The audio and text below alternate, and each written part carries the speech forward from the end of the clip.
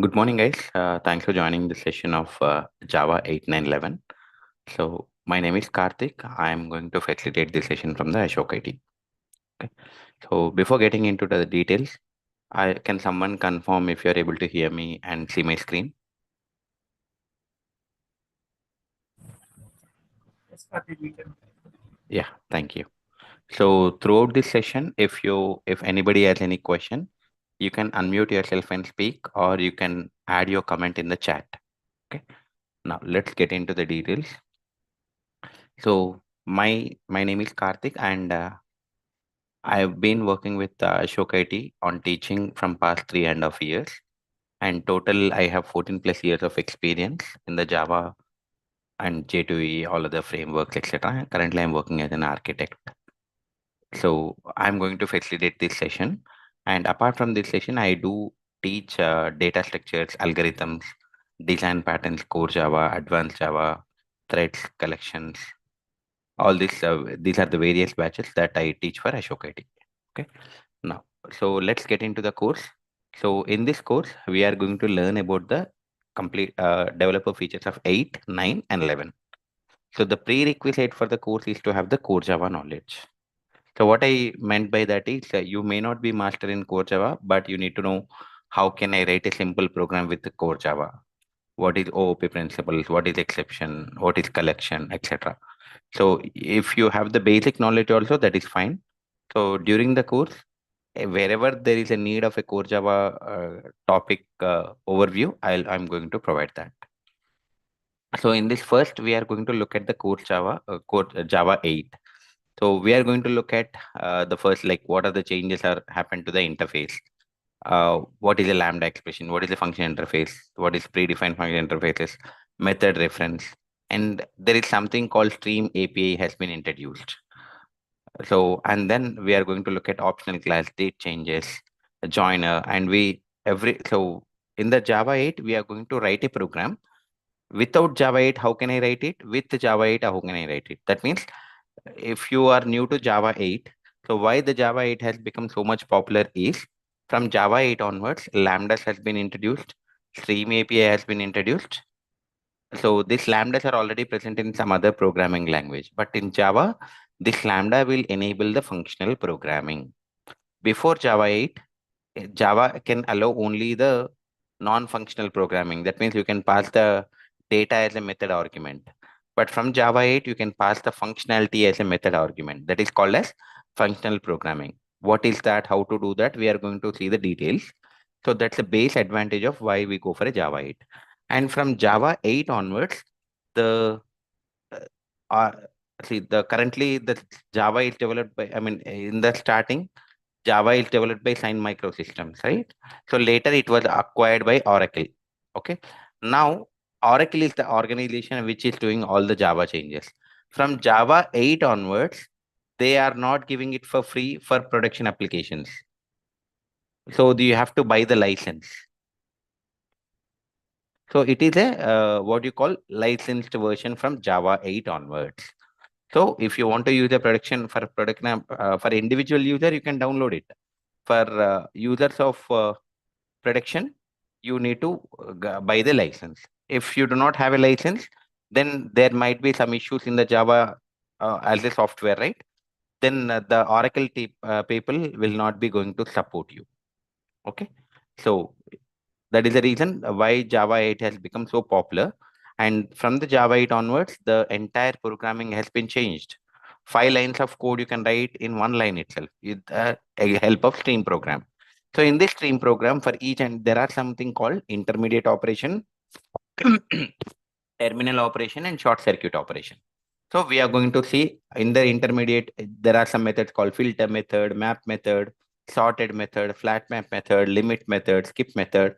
When to use what method, everything we are going to see with a practical example. And then once the stream API is completed, we'll go for an optional class. So this has been introduced to overcome the null pointer exceptions. What is that? How we can overcome? We are also going to see. And then date class. So there are some classes called local date, local time period, year. So duration. These classes are introduced. Why? Because generally we work for the US projects, right? US time zone is in a CDT time zone or EST time zone. But currently our Indian time zone is IST time zone. If I want to change the time zone, like or convert the current date into a CST time zone or CDT time zone or EST time zone, how can I do? So earlier without Java 8, you have to write your own implementation. But from Java 8, they have provided some utilities. We are going to look at that. And there is one thing called a string joiner. So what is the advantage of this? We are going to see. And we are going to see the code with the Java 8 and without Java 8. And while doing this concept or while learning this Java 8, I'm also going to teach some of the core concepts of core Java. That is nothing but difference between comparator and comparable, how to sort array list. So these are non-Java 8 features. I'm going to explain, and then how you can simplify the code using Java 8, which I'm going to explain that too. And once we complete that, we'll get started with the Java 9 features.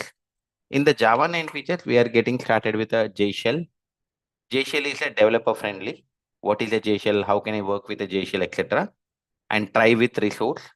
So what is a try with resource? It's just generally we write try, catch, and finally, right? What happens if I don't write a finally? What happens if I don't write finally? Anyone? Can someone answer?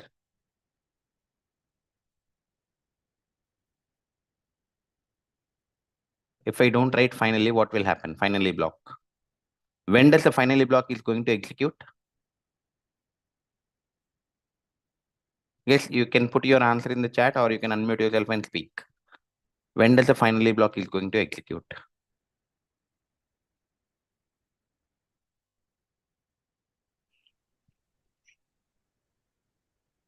Yeah, go ahead, JP.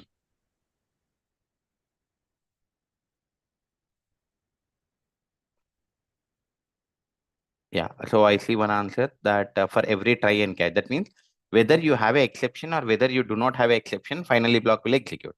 But so generally we get some issues, right? If you forget, so you are doing a database connection, and in the finally block you'll write a closing data statement dot close, result set dot close, connection dot close methods. For example, if you forget the writing the finally block, what will happen? You are doing a database connection, and in the finally block generally we write database close methods, right? Like connection dot close, statement dot close, resulted dot close. For example, the developer forgot to write the finally block. What will happen? Can I say the connections will be open, correct? And which will lead to your server down, correct? If you are creating a more number of connections, is that a right approach? No. That means the developer may forget to write a finally block. Then it's a problem. Now, in order to overcome that problem, this try with resource has been introduced. So whenever you are using a try with resource, you don't need to write a finally block. Automatically, the finally block, the close method will be executed. How? We are going to see. And in the collection, there are some factory methods like off methods. We are going to see. And from Java 9 onwards, in the interface, you can write a private method. What is the advantage of private method? Why am I going to write a private method? We are going to see. In the stream, there are some enhancements made like take while, drop while, off nullable, iterate. We are going to see. And then process API improvements. What is meant by process API improvements is, so can someone tell me if you want to shut down sometimes in your project, whenever you're working, your Eclipse is frozen. That means it got stuck. Have you guys faced that scenario? That clean the project when the Yeah, Eclipse is stopped. yeah. So that means whenever you are facing that Eclipse is stuck, then what do? You go to, Sir, yeah, go ahead. sir, clean the project, sir. Clean the project in the sense, can I say one answer is you go to the task manager and kill the process? Yes, Yes. sir, it is possible. Yeah, yeah. That you are doing manually, correct? But you can kill the process using Java program also. That is nothing but process API improvements. Okay. So that means whatever the task manager you are going to the kill, see, if you are starting a process, for example, currently, do you see Notepad in my screen? Notepad is not there, correct? Let me go to my task manager. See, task manager will show all the processes. Am I right? Yes, sir. See, do you see Notepad here anywhere? No. correct? Now let me start. So whenever I open a notepad, can you see the notepad process is starting? See, I have opened the notepad. Then I should get a notepad.exe is running, correct? Are you able to see notepad.exe? Yes, sir. That means whenever you open any process, that will be stored by the task manager. For example, if it is that stuck, then what do? Select it and then click on the end task. So that means you are ending the process. This is you are doing manually, but I can do the same thing with a Java program also, that we are going to learn under the process API improvement. And then another thing is Java platform module system. What does it mean is, so from Java 9 onwards, it is no longer a project, it's a module. So there are some problems with the normal project. Like if you're creating a normal project, there is some problems. That means security and your jar has to be increased, etc. So in order to overcome that problem, they have introduced Java platform module system. What it is, how can I do that modules and all, we are going to study. And collection API enhancement, some methods are there. Now diamond operator. So diamond operator is nothing but whenever you are creating an array list object. So can I say you will write a generics, correct? So here, if I create a list object, can I say like this, you will write a generics here? So these are called diamond operator. So in diamond operator is already exist from 1.5 onwards, but there are some changes happened to the 1.9. So what was there in 1.5, what was there in 1.7, and what is the change happened to 1.9? We are going to see all of this. So this is about Java 9. After completion of Java 9, we'll get started with the Java 11. So why Java 11 is? So Java 8 is long-term support. So we have we have Java 8, 9, 10, 11. 10 is smaller version. There is only one feature is there in the 10 that will be covering in 11, which is nothing but local variable inference. Okay. Now, once you are using a Java 8, so next version update for your production application, you should go for 11 only. Why not 9 and 10? The reason for that is there is something called as LTS. LTS stands for long term support. Okay. So every 1 year or 6 months, Java is coming up with a new version. But every 6 months, you cannot upgrade your application, right? Generally, if you are upgrading your Java or any software in your application, how much you have to do the entire testing of your application? Am I right? If you are upgrading the Java in your application, can you say you have to do the entire testing? Yes. Yeah. So the entire application testing will take longer time, correct? If you are every 6 months you are updating your Java, that means you should have a separate team who will continuously do the testing of your application only, which is not feasible. So that's the reason. So Java has come up with a different things called Java 8 is LTS, Java 11 is LTS, Java 17 is LTS. That means you can upgrade your existing before Java 8 application to Java 8. After that, you can go for Java 11. After that, Java 17. Now, most of the applications are running on Java 11. So they are trying to migrate it to 17. I will tell you the reason little later, why they want to migrate. Okay. Now in Java 11, we can run generally in Java, in order to run a program, first of all, you need to compile, correct? In order to compile, you will use Java C command, and then you will use Java command to run the program, correct? But from Java 11 onwards, you don't need to compile separately. You can compile and run a program in a single step. So how to do, we are going to see. And there are some enhancement made to string class, and they have added new methods like repeat method, blank method, step leading, step trailing. We are going to see collection enhancement, and then file API. In the file API, they have read string method, write string method they have introduced. We are going to see that too. And there is something called local variable inference. What is local variable inference means? In Java, in JavaScript, how do you declare a variable, guys? In JavaScript, how can we declare a variable? Can I use a int, long, double?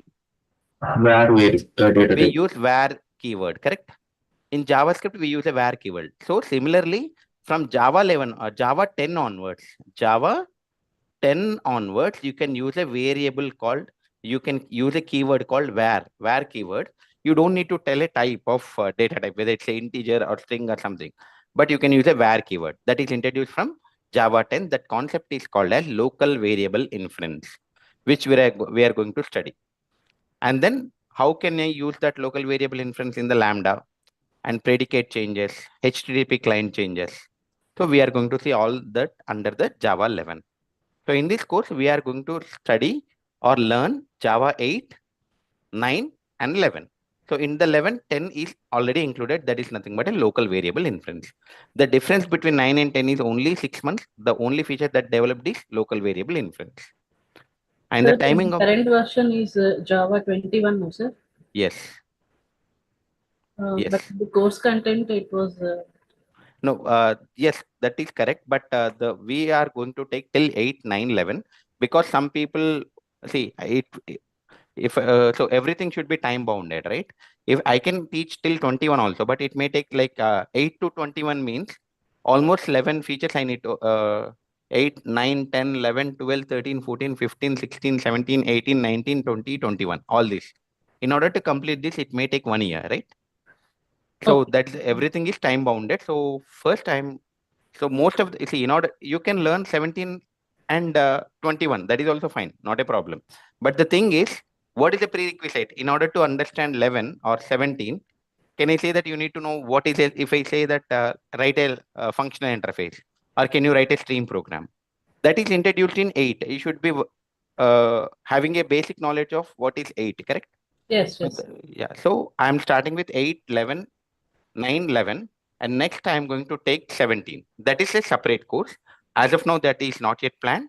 So I'm going to plan in the month of May. Okay, sir. Yeah. And the class timing of this is every day morning 9:30 a.m. to 10:30 a.m. and Monday to Friday. And some Saturdays I may keep the class, but I will inform you ahead of the time. And the Sir, duration and of this course is, let me complete and then you can ask question. Yeah. Duration of the course is 40 days. And the fee for this course is 4,000 rupees. And the recording of all these classes will be provided to you with a 12 months validity. That means we are providing you with 1 year validity. You can watch any number of times. And we'll be, whatever the program that we are writing in the class, I'll be sharing that with you. And I have prepared a notes for separate notes for Java 8, 9, and 11. I'll be sharing that with you. And at the end of the course, we are going to look at the interview questions, and these question and answers also will be shared with you. Yeah, go ahead. Open up for the questions. Go ahead. sir, in a real-time industry, what are the versions used most probably, like 8, 11, or 17? So nowadays, or maximum, most of the applications are currently in 11, and they might get it to upgrade it to the 17 within 6 months to 1 year. Most Sir, of the in applications are using it 11. sir, in a free versions or paid versions, like in paid version, the supporting features are available. Just paid version only supporting features are available. Any other features are available? No, paid version in the sense, see, Java is also a software, correct? And can I say Java also may have bugs and defects? Yes or no? Yes, sir. Yeah. So that means if you are using a free version, if there is a defect in your production application, will the Java provide a support? No. Yes, sir. But if you are using a licensed version, what is meant by a license? You are buying something. For example, you are buying a TV from Samsung. So within 1 year, if you have a problem, can I say that they will exchange your TV? Right? So that means that is a warranty you have. Similarly, whenever you are buying a purchase of a licensed software, so there will be an agreement between the company and the Oracle. That means if there is an issue in the software, they have to provide the solution within 20 SLA. There will be 24 hours or 48 hours, they will provide the solution. If they are not providing the solution, and that other company will lose the business, right? Whatever the cost that they are going to lose the business, then Oracle is ready to pay up that money. So that all will be depends on the terms and conditions between those two companies. So that's the reason, or production application, they go for a license, because no one for just license amount, they don't keep their business at stake, right? I mean, they don't want to lose the business, right? If there are issues in the Java software. So that's the reason. But if you want to learn for your individual learning, like for me and for you, if you want to learn, you don't need to buy a license. You can you can download it. I'll come to that where to download, how to download, etc. little later. But any questions so far in the course content? No, sir. No, sir. Sir, actually, it is mentioned that recordings are valid for only 12 months, no, sir. But it would be good if the recordings are available for a lifetime. So see, the reason that we do not have is we are using third-party platform. Because every day in the Ashok IT, there are many tutors, and every day class, the recording will be going for 2 GB or 3 GB. And we are continuously teaching, right? Holding this amount of this one, I mean, you need a huge memory. So we are using a third party software and we are paying per student per hours and how many days we are storing that value. So we are externally, I mean, apart from the whatever the fee that you are doing, we are putting some money from our pocket to store this amount. So we do, I mean, if you want to store something, you need to buy, right? The Yes. space. Yeah. So we cannot have the space for lifetime, right? And Okay. it because the cloud storage is very costly. Like even if you go for a Google, they are giving you 15 GB. If you are going beyond the 15 GB, you need to buy. And if you are using a Google Drive, the accessibility is very difficult. We tried earlier, but now if you look at our teaching platform, we are using a Teachable. In the Teachable, you can see each day recording available. You can click on that and you can watch it. Correct. Okay, sir. So it's a, I mean, nowadays the cloud memory is very costly, right? So that's the reason we are limiting the access and we are not taking extra money from them. Okay, sir. Okay. So any other questions on the course content? Anyone?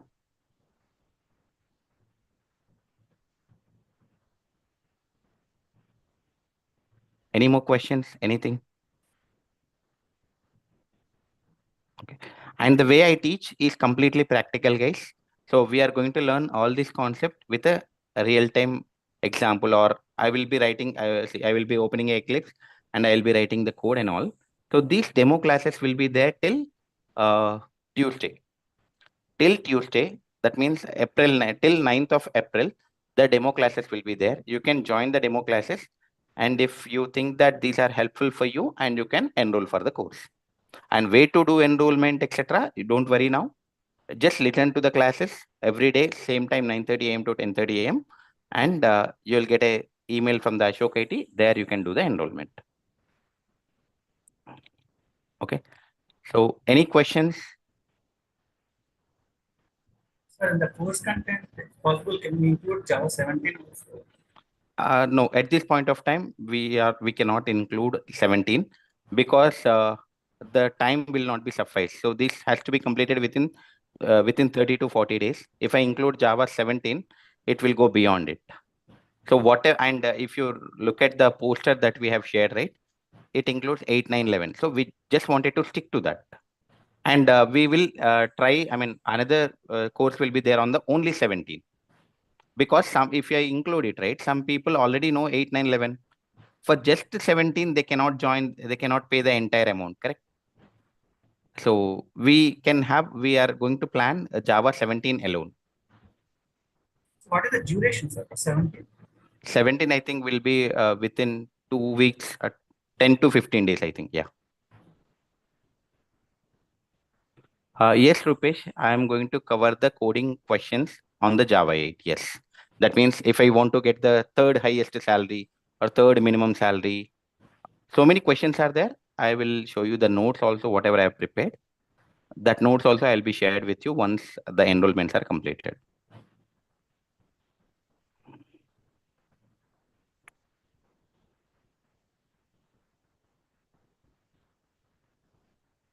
I'm just sharing the current notes that we have.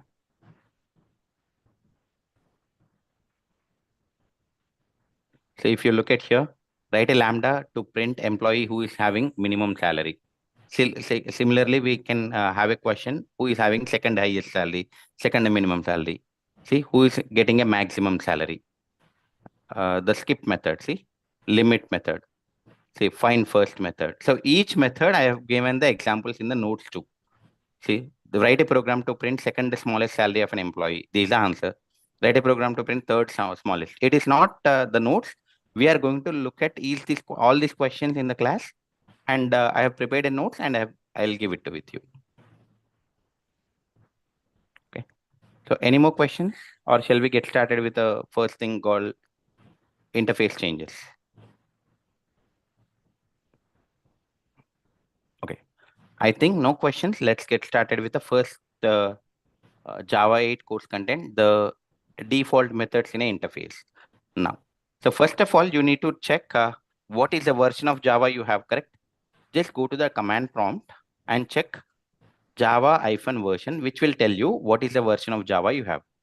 In order to learn Java 8, at least you need to have a Java 8 version or any version later than 8. That means you can have 10, you can have 11, 15, 17, 21. Anything is fine.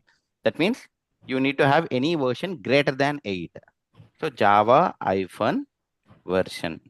To check what version of Java software is installed in your machine, you have to use this command, Java-version. See, in my machine, currently Java 11 is included. So that means, can I say that Java 11 means it will include the Java 8, 9, 10 features also? Yeah. So you can have any version later than 8. Now, for example, if in your machine, if the Java software itself is not installed, whenever you enter this command, Java-version, you will get an error saying that unrecognized command. Unrecognized command. You will get unrecognized command. So if you are getting this command, what does it mean? You do not have, see, like this, you will get unrecognized command. What that means, you do not have a Java installed on your machine. So first you need to do, before learning, you need to go to the website, Oracle website, go to Google and type Java 8 free download. Okay, just go to Oracle website. See here. So this is the website. Let me ping this one in the chat too.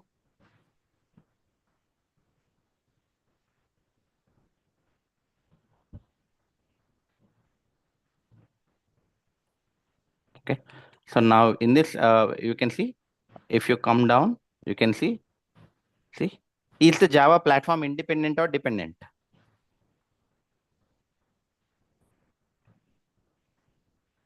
Is the Java platform independent or dependent?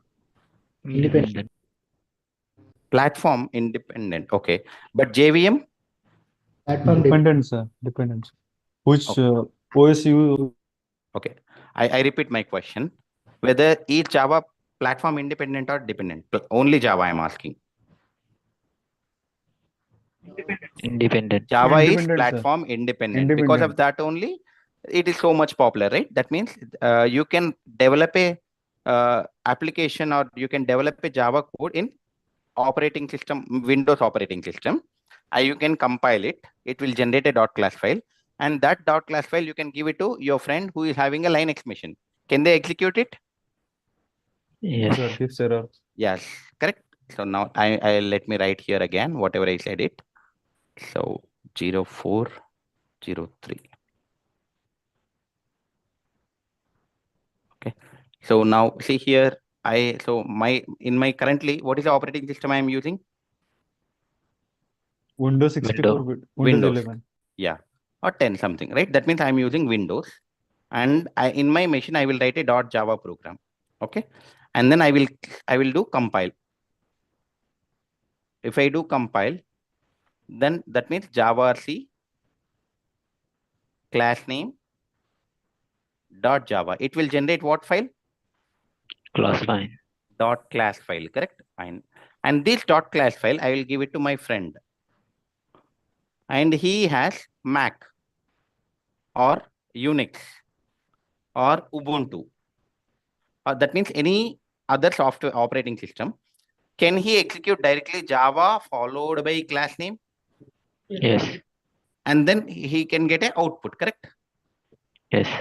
So that means you are developing a software or you are developing a .java program in one operating system and you are able to execute in another operating system. Because of this nature only, the Java is called as platform independent. Independent. And, yeah, and because of this feature only, the Java is becoming so much popular. Can I do the same thing with the C++ or C?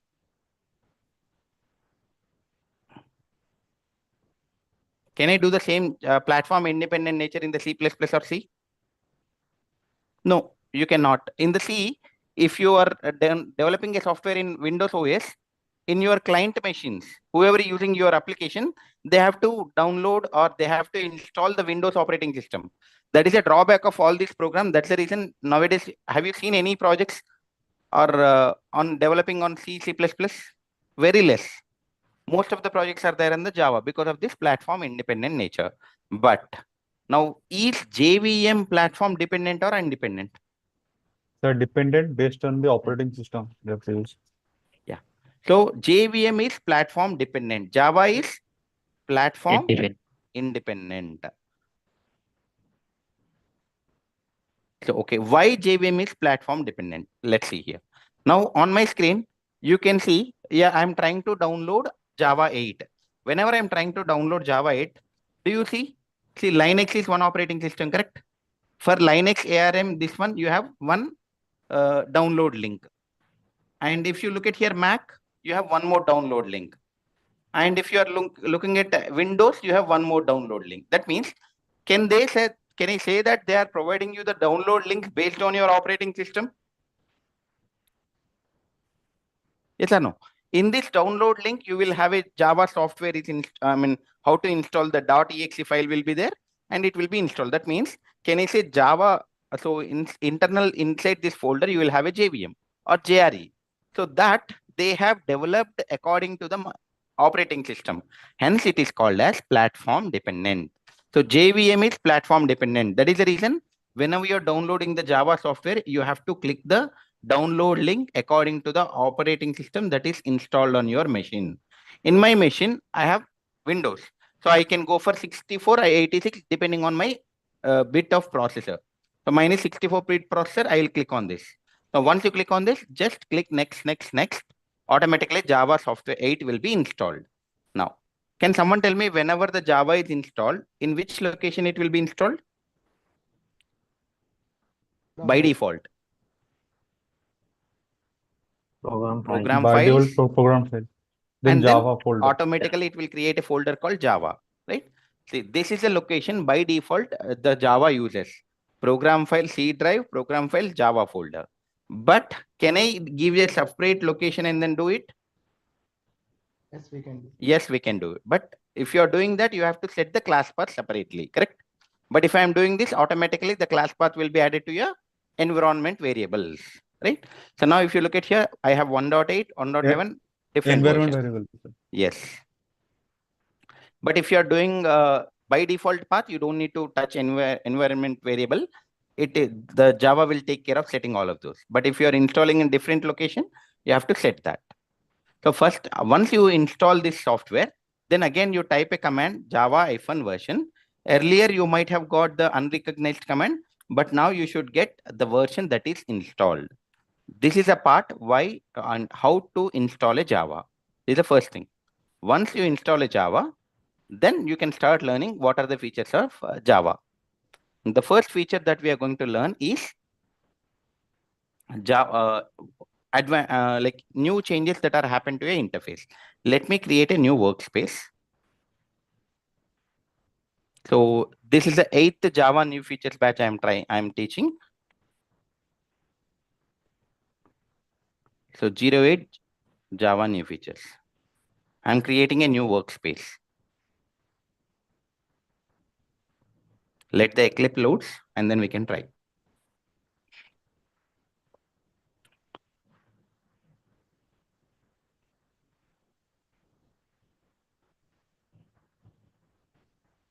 Those who are watching in YouTube, if you have a questions, please do comment in the chat so that you'll get a reply from the Ashok IT.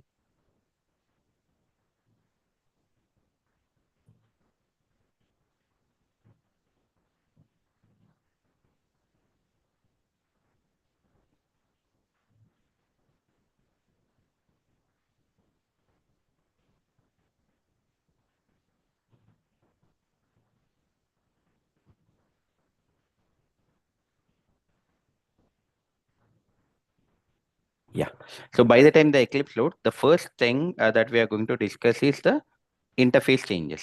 Now, before, what is the interface, guys? What is the interface in Java? So many abstract class, abstract method. So interface is something can have only abstract methods, correct? That Yes. means abstract method in the sense it cannot have a body. That means it no one knows what is the implementation, correct? So Sir, also provide multiple, go ahead. sir, Also interface, provide. sir, multiple inheritance. Yeah. So that is the advantage of interface, right? I'm talking about what is the interface. Okay. Okay, sir. Yeah. Now let's create. Go to new project, other. So let's select Java project and click on next. See here, you can select any of the version which is greater than 8. So I am selecting Java 1.8. Okay. Now before this, you need to install the software, anything later than 8. 08 Java new features. Let's click on next and then finish. So the Java project is created. Now let me create a package. So first we are trying to learn interface changes, correct? So let me create a package com.ashokit.interface changes.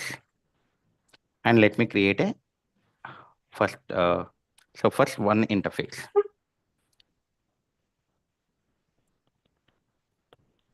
I'm creating one interface called test interface. So let me maximize it.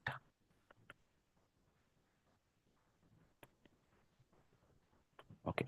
Now we know that before Java 8, let me write here, before Java 8, interface can allow only abstract methods. From Java 8, interface will allow non-abstract, which is nothing but default and static methods. Okay, this is the change. Now let's see what is one. Public void M1. Public void M2. Okay. Now if I look at, so what it's telling from Java 8, the interface can allow non-abstract method, which is nothing but a default method. See, let's write here. Default void M3. Am I able to add a non-abstract method? Is it a non-abstract method or not? That means, does it have a body? Yes. Are you getting any compilation error? No, sir. Yeah. So that means this is the first change that has introduced in Java 1.8. That means you can add a default method. You can add a static method also. Static void M4. What is the advantage and all? We will see later. But first thing, this is. So that means I am writing, see, earlier, if you look at if you try a interface adding a non-abstract methods in the Java 7 version, you will get a compilation error immediately. But if you look at a Java 8, am I getting any compilation error? No, sir. So that means the first thing is we can write a default methods or static method. These are called non-abstract methods, correct? So you can write a non-abstract methods But in the return type is always void, sir, for the you can write anything, int also. It doesn't see, that means it is a method. Okay. Whether it has a return type or not, it depends on your implementation, correct? Okay. Yeah. See, you can write return type can be employee, department, user defined object. It can be a wrapper object, string object, anything you can do. Okay. So let me keep it as an object. It all depends on you, what you are trying. So can I say this is also an object? It's a string object. I'm returning, correct? So you can keep return type can be anything. So the first feature is from Java 8, you can write non-abstract methods. What are those non-abstract methods? Default method and then static method. Okay. Now the question is, what is the advantage? Why are we going to doing this? Correct? Now, let us take the scenario of, let me create one more interface. Test interface 2. Now this, assume that this is the interface that you have, that is there in your project. Currently your project is 1.7. Okay. Now, if you have this one, let's take that you have some public void M1 to abstract methods. Okay. Now, so this test interface 2 is implemented, is used in multiple classes called, let me create example 1. And in this example 1 is implements test interface 2. So then what I need to do, I need to override all the abstract methods. Am I right? See, I'm overriding the M1 method, I'm overriding the M2 method, correct? Now, can I say now let us take that there is a class called example2. That example2 is also implementing your test interface. It also should override it. Now let us take one more class, example3. So that means now can this happen in your projects, guys? One interface can be implemented by multiple classes, yes or no? Yes, In sir. real time. In real time, can this happen?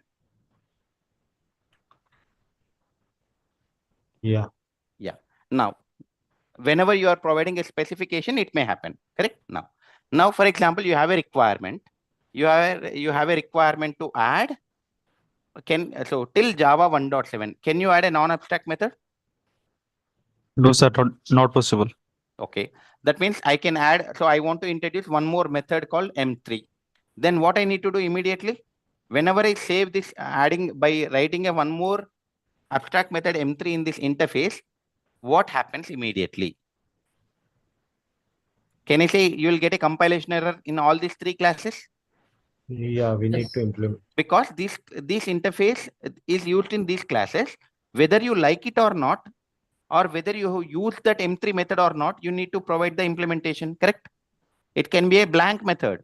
It can be see, you want the method implementation only in example 3. But still, even if you don't want in 2 and 1, then also you need to override the method. Am I right? Sir. Yes or no? That means Yes. Whenever you are till 1.7, what is happening?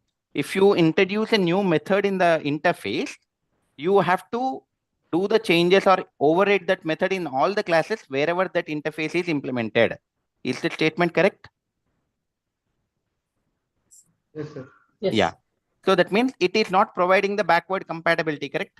You have to do the change. Now, instead of writing, so what I want to do, I want this M3 method to be used only in example 3. And in other 2, I don't want. Then what I will do is if I go to the Java 1.8, so I don't create a abstract method. From Java 8, you can create a non-abstract method, which is a default method. Okay. Now instead of implementing this, okay, or else let's go to the test interface 2. Now what I will do, instead of making it as a abstract method, if my Java version is 1.8, now instead of creating abstract method from Java 1.8, you can create a default method, correct? Default void M3. Now, by creating this one, look at here, is the compilation error is there? In the No. example earlier, in the example 1 class, 2 class, 3 class, I'm getting a compilation error. Am I right? Whenever I introduce M3 abstract method till 1.7, I'm getting a compilation error. But if I go to the 1.8 and 1.8, one feature is there that you can write a default method in an interface. By introducing the default method, what happened? Do you need to override this method in any of these 3 classes? No need. If you want, you can override it. If you don't want, you can leave it. See, in example 3, I want. Can I override it here? See, I can see M3 method. See, I'm overriding, correct? And I will write my logic. So that means wherever you want, you can override it. That means what it is providing you. What is the advantage of now? What if in your project, if you want to go for adding some method and that method has to be implemented in only one class, do you go for abstract method or do you go for a default method?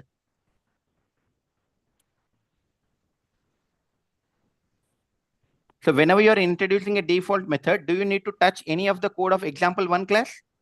You don't want to use this M3 method in the example 1. Are you touching any code? No. So are you touching any code to the example 2 class? No. So, but you want this M3 method to be used with a overriding logic in example 3. Can I say you are touching only example 3 class, correct? Yes. So that means what it is providing? Can I say it is providing you the backward compatibility? Backward compatibility means you don't need to change in all the places, correct? Wherever you want, you can do it. So what is the advantage? So in the interview, they will be asking, what is the advantage of having or why they have introduced default methods in an interface? The advantage of default method in an interface is to provide backward compatibility. That is called backward compatibility. So the interviewer specifically will look at this word. So the default methods in an interface will provide the backward compatibility. What does the backward compatibility means? So in a generally one interface can be implemented in multiple classes. So if you are introducing a new method, generally if you are introducing a new abstract method, it has to be modified, added or overridden in all the classes. But instead of abstract, if you write a default method, you don't need to touch or modify any of the classes. Wherever you want, you can do it. That is nothing but a backward compatibility. So the advantage of using the default method in an interface will provide the backward compatibility. Any questions? No, sir. Okay. Sir, how to Now, access those methods? I'll come to that. Yeah, I'll come to that. But whatever I have explained so far, any questions? Now, okay, if no questions, let us see. Now here, example 1 class. So let me write a main method. Okay. Now, see M1 and see what are these M1 and M2 methods? Can I say instance methods or static methods? Instant.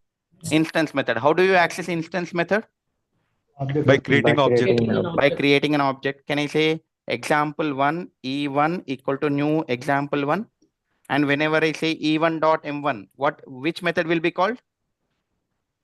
M1 method. M1 method of which interface or example 1 class? Example. Because of the inheritance, correct? You have overridden. Because of the inheritance principle, M1 method of example 1 class will be called. M2 method of example 1 class will be called. Okay. Now here, see what is the inheritance case? See, for example, I have a class called A. I have a class called B. B extends A. By using a B object, B equal to new B. B dot, can I call the methods present in A class by using a child object? Yes. Yes or no? Yes. Yeah. Now the question is, where is the M3 method? Example 1. Now M3 method, I am talking about M3. M3 method is present in the interface, correct? Now, what is this method? Is it a static method or a instance method? Default. Instance method only. I mean default only, but it is not a non-static method, I can say, right? Now, so one way to access this method is by child object, correct? So if I say E1 dot M3, are you able to access or are you getting any compilation error? No. Whenever I say E1 dot M3, what does the compiler will do? Whenever you're using an object and followed by a method name, first in this class, it will check. This is an object of example 1 class. Do I have the M3 method in the example 1 class? Do I have? No. Then where it will go? It will go to what is the parent of this, correct? In this example, can I say this implements keyword is also nothing but an inheritance relationship? Yes. So then what is the parent for example 1? Can I say this interface? It will go to this interface and it will execute this M3 method, correct?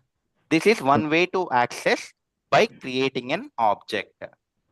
By create this, everyone knows because this is a inheritance principle. But how can I access the interface method directly? How can I access the interface method directly? Now let's see that here. Maybe sir, interface name or method name? No. Interface name or method name? Interface. So if you want to, now the question is how to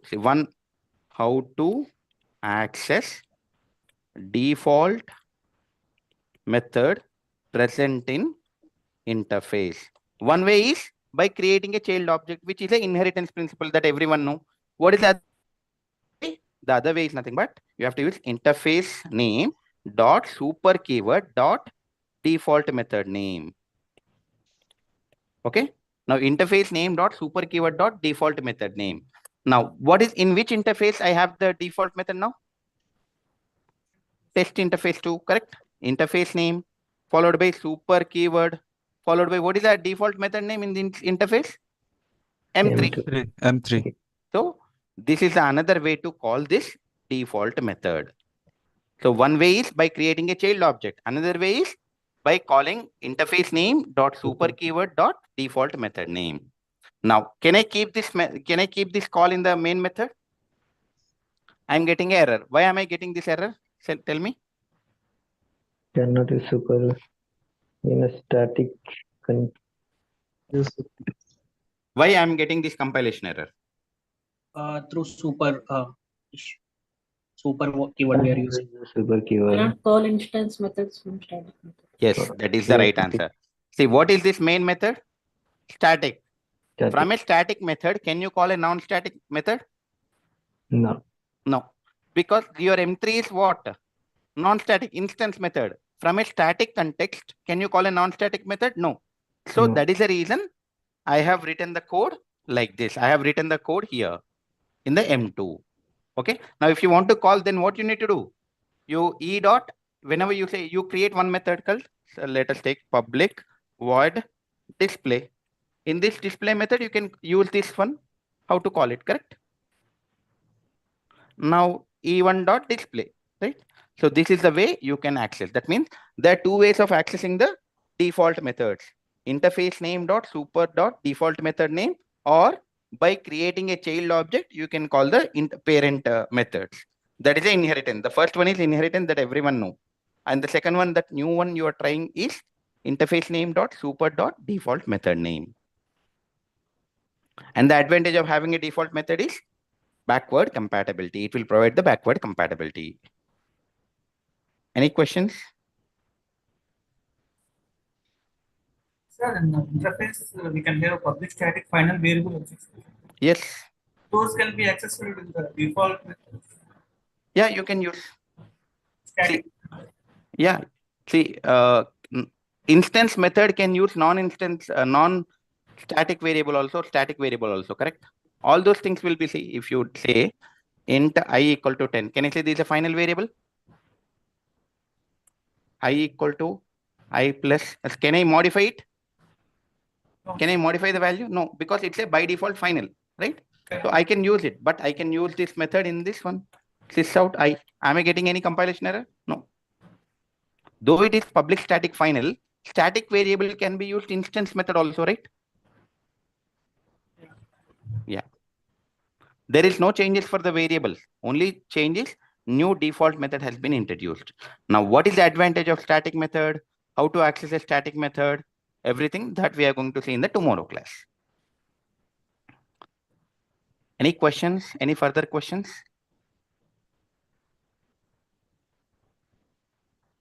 Yeah. So like what we have discussed, the practical approach, right?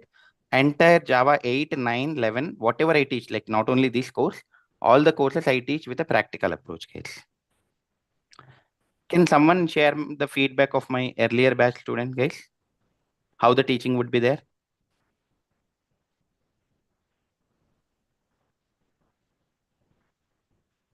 Anyone of my previous batch? For myself, I was with Karthik-Session multi-threading batch. The way he is explaining the concept in that, and he is going to see the internal depth of each and every concept. The best thing is we can get the more interaction with the sir, and we can get the doubts clarified there itself. That is the best thing. And each and every concept, he will debug the code and see how it is, the flow is going, everything. That's it. Yeah, thanks, Kankarao.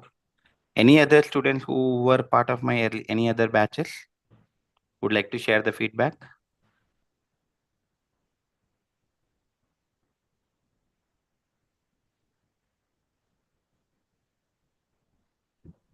Hi, sir. Good morning, sir. Yeah. Explanation of each and every concept is excellent, sir. But debugging is extraordinary. When you're doing that debugging, automatically, in case of zero knowledge, also the guy will be getting very good knowledge, sir. Really thankful. Thank you so much, sir. So there are some students who were part of my earlier batches, guys. So as I mentioned that the way of teaching I do is interactive session, whatever we have done today, and then a practical approach. And whenever after completion of each topic, I'll be asking a questions. If you have your questions, let me know. I'm ready to explain again.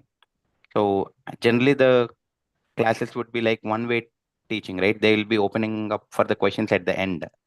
But till the end, if you have a question, you cannot concentrate in the middle. So that's the reason I prefer interactive sessions.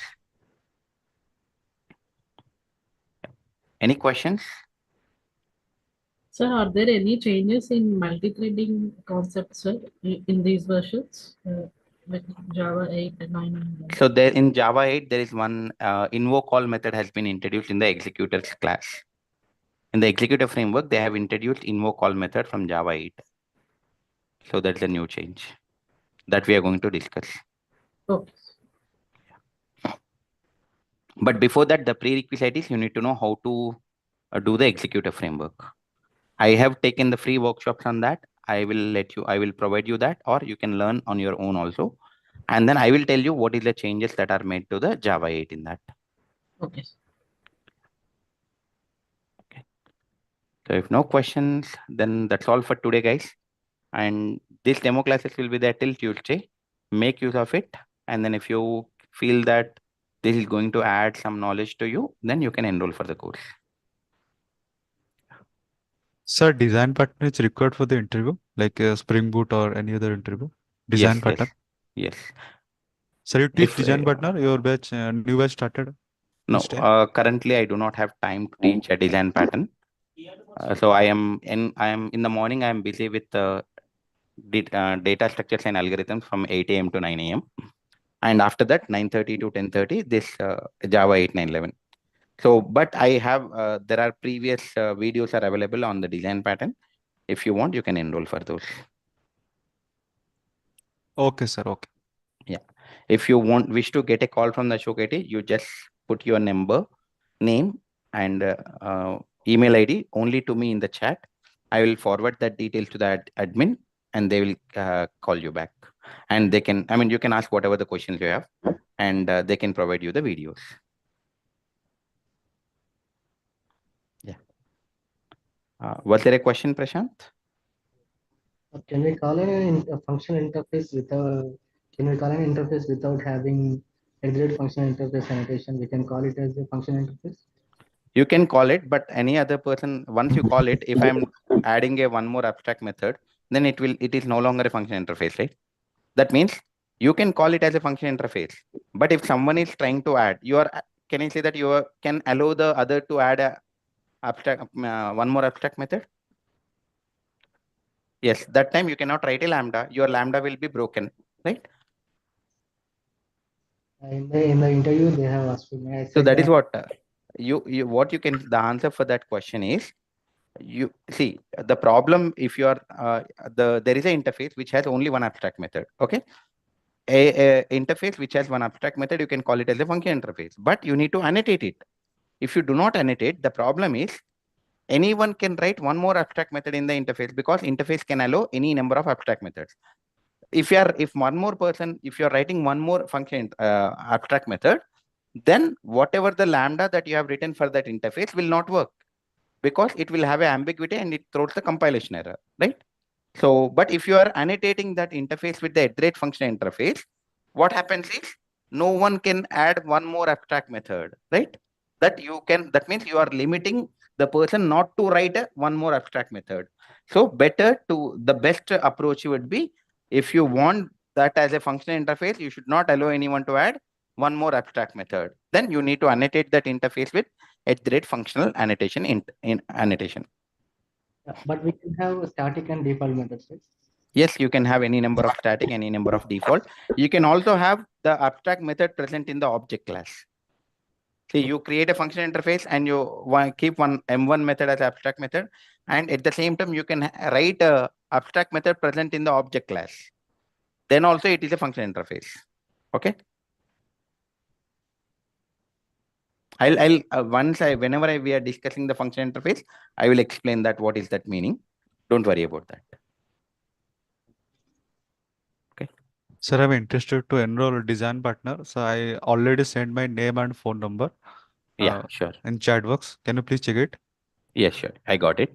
I will forward these details to the Ashok IT admin team. You will get a call from them. Just answer that call, and whatever the questions you have, you can ask. Okay, sir. Thank you so much.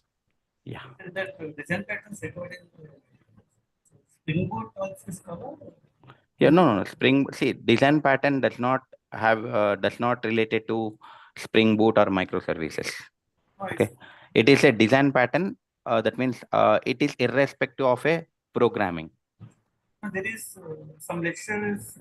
There is one classes happening, especially for Spring Boot design pattern, something like that. No, that is microservice design pattern which was happening. Yeah, that is different. Microservice design patterns are different because nowadays the microservices are there, right? So that means how can you do the transaction? How can you do the request tracing in the microservices, right? So for microservices, especially there are some different design patterns are available. That is different. And now in my course, I've taught about creational design pattern, structural design pattern, and behavioral design pattern. Around 22 design patterns are there. We have discussed those. And 8 microservices design patterns also I have taught in my earlier design patterns batch.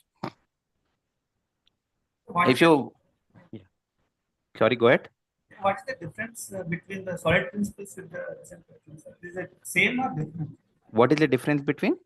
Solid principles, something is Design principles in order to solid implement, yeah. So that also covered, like I have discussed what is a solid single responsibility open close. So design, in order to implement a design principle, you can use a design pattern. Okay, any one of the design pattern.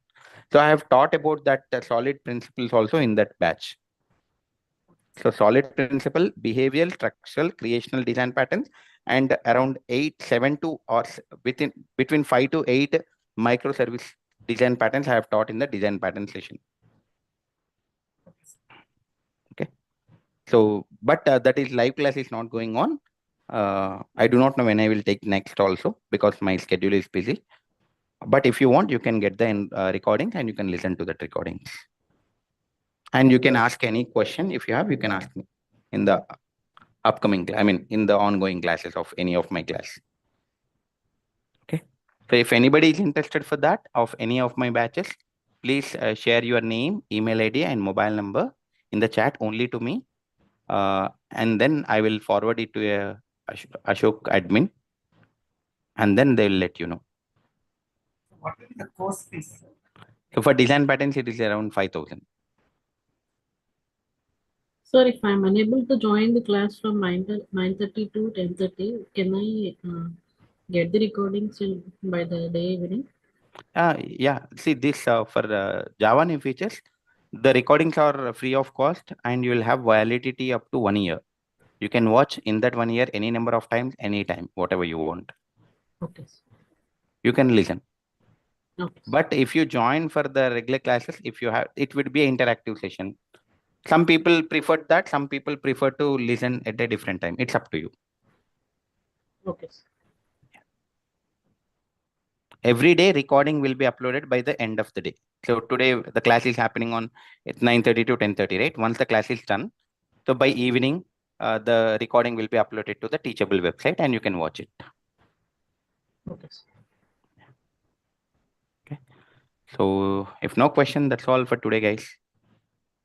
I request you all to please join till the demo classes and then listen to the classes. Thank you all. Thanks for joining. Have a nice day.